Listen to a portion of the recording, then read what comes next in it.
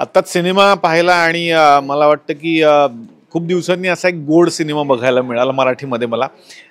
एखादा cinema simple असतो, पण मला वाटतं की सिंपल गोष्ट मांडणं खूप अवघड असतं आणि तेच या सिनेमाच्या बाबतीत मला वाटलं की इतकी सिंपल गोष्ट इतक्या वेगळ्या पद्धतीने त्यांनी मांडली आहे. आणि तुम्ही सुद्धा नक्की हा सिनेमा थिएटरमध्येच जाऊन बघा. खूप गोड आहे. एखाद्या गोष्टीचं पुस्तक आपल्याला सापडतं आणि मग एखादी गोष्ट आपल्याला खूप आवडते आणि मग आपण ती वाचत वाचत वाचत पुढे जातो. तशा पद्धतीचा हा खूप सुंदर गोड असा अनुभव आहे. आणि मला वाटतं ज्याला लग्न करायचं आहे आणि ज्यांनी लग्न केलंय या सगळ्यांनी हा सिनेमा नक्की बघितला पाहिजे.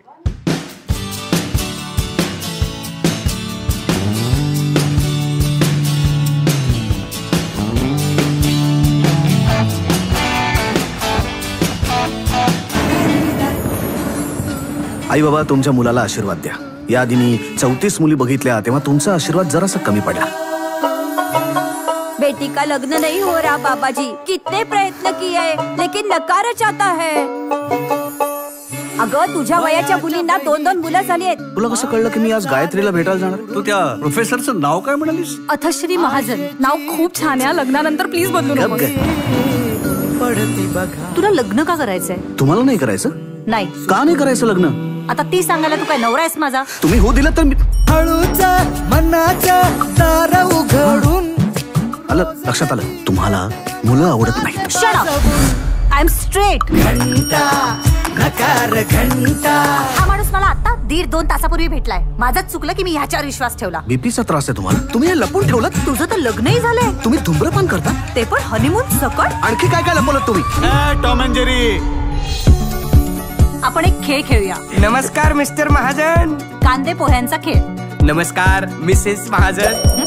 मला सांगा, तुमच्या घरी कोण कोण असतं? कोणीही असलं तरी आम्हाला काही प्रॉब्लेम नाही. मला एक सांगा फक्त, तुम्हाला काही व्यसन वगैरे? किती सुंदर मेहंदी काढली. तुम्ही बंटी नाव ठेवलं लाडानं माझं?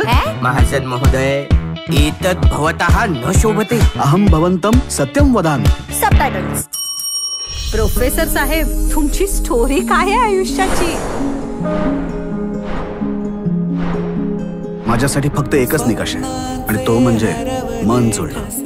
माझ्या बाबांनी जसं माझ्या आईला आयुष्यभर सांभाळलंय ना, तसं कोणीतरी मलाही सांभाळावं. म्हणजे या स्वार्थी विचारासाठी आई बाबांना सोडून निघून जाणं मला नाही पटत. तुम्ही ये माया भरता आई वडिलांच्या प्रेमाचं असं नाही वाटत आहे तुम्हाला? तू का काठावर उभं राहून बोलतोयस? तुम्ही कर्ज असल्यासारखं त्याचं ओझं का घेताय?